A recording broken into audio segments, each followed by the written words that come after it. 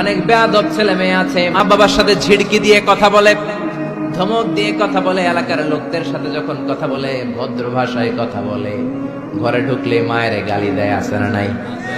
বাবারে ডাকে বুড়া, মারে ডাকে বুড়ি, আছে না নাই?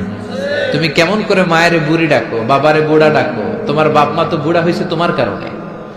তোমারে মানুষ করতে যে তোমার মা বাবা তাদের জীবন যৌবন হারিয়েছে। তোমারে মানুষের মতো মানুষ করতে যে তারা তাদের জমি হারিয়েছে। তোমারে বিদেশ পাঠাতে যে তারা তাদের ভিটেমাটি হারা হয়েছে।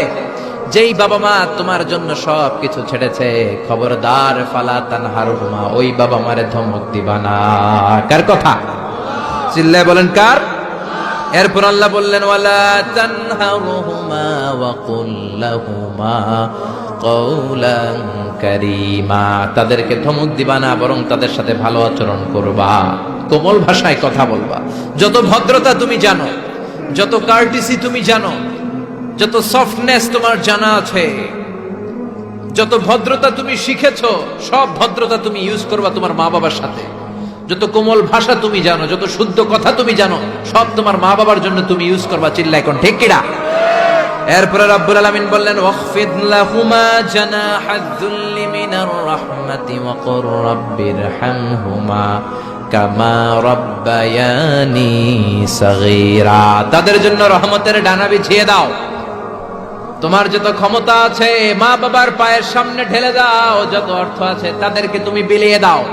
আর বাবা মা একজন কিংবা দুইজন যদি দুনিয়া ছেড়ে বিদায় নেয়, তাদের কবরের সামনে দাঁড়িয়ে চোখের পানি ছেড়ে পড়তে আরম্ভ করে দাও রব্বিরহামহুমা কামা রাব্বায়ানি সাগীরা ওয়া কুর রাব্বিরহামহুমা কামা রাব্বায়ানি সাগীরা। ও আল্লাহ, ছোট্টবেলা বাবা মা যেমনি আমার আদর দিয়ে সোহাগ দিয়ে কাছে টেনে নিয়েছে, কিয়ামতের দিন কবরের ভেতরে তুমিও আমার বাবা মারে আদর করে কাছে টেনে নিও। পড়ে না আমিন? চিল্লায় পড়ে না আমিন? এজন্য ইবাদত হবে একজনের, তিনি কে? আর ইহসান হবে কার সাথে? এজন্য মা বাবার দোয়ার দরকার আছে না নাই? পৃথিবীর যত আল্লাহর ওলি আছে, যত পীর সাহেব আছে, সবাই এই পুরো কোরআন খতম করে যদি একটা গ্লাসের পানির মধ্যে ফু দেয়, আর আপনার আম্মা শুধু বিসমিল্লাহ বলে আরেকটা গ্লাসের পানির ভেতরে ফু দেয়, আল্লাহর কসম আপনার মায়ের দোয়াটা আগে কবুল হয়ে যাবে।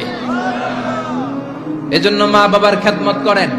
আপনার বড় পীর সাহেব হলো আপনার বাবা, আপনার বড় পীর সাহেব হলো আপনার মা। দুনিয়ার সবাই দোয়া করলে ওই দোয়া মিস হয়ে যেতে পারে, মা বাবা দোয়া করলে মিস হবে নাকি? হবে। অনেক ডাকাইতেছে দেখবেন মাজারের উপরে মশারি দেয়, আছে না নাই? খুঁজে দেখবেন ওর বাপের মশায় কামড়ায়, ওর মায়ের মশায় কামড়ায়, আর ও বাবার দরবারে যে মাজারে মশারি দিয়ে আসছে, এরকম ডাকাইত আছে না নাই? এজন্য খবরদার, মা বাবার সাথে ইহসান করো। বিশ্বনবী মসজিদে নববীতে মিম্বারের এক তলার মধ্যে পা রাখলেন, আওয়াজ করে বললেন আমিন। দ্বিতীয় তলার ভেতরে পা রাখলেন, আওয়াজ করে বললেন আমিন। তৃতীয় স্টেপে পা রেখে বিশ্বনবী পড়লেন আমিন। সাহাবারা বললেন নবী 3 বার আমিন বললেন, কেন বললেন বুঝলাম না। বিশ্বনবী বললেন প্রথম স্টেপে যখন পা রাখলাম, জিব্রাইল এসে বলল রমজান মাস পাওয়ার পরে রোজা রেখে ইবাদত করে যেই বান্দা গুনাহ মাফ করতে পারে নাই, তার উপরে আল্লাহর লানত। আমি বিশ্বনবী বললাম আমিন। দ্বিতীয় স্টেপে পা রাখলাম, জিব্রাইল বলল মাতা পিতা পাওয়ার পরে যারা মাতা পিতার খেদমত করে নিজের জীবনের গুনাহ ছড়াতে পারে নাই, জান্নাত কামাতে পারে নাই, তাদের উপরও আল্লাহর লানত। আমি বিশ্বনবী বললাম আমিন।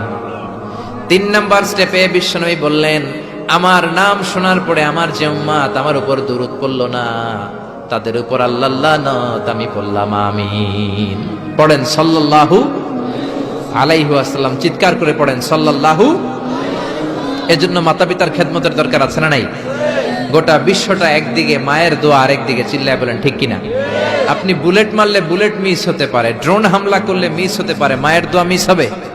জোরে বলেন মিস হবে? এক সাহাবী বলল নবী আইয়ুল আমালে আফদাল, সবচেয়ে সেরা আমল কোনটা?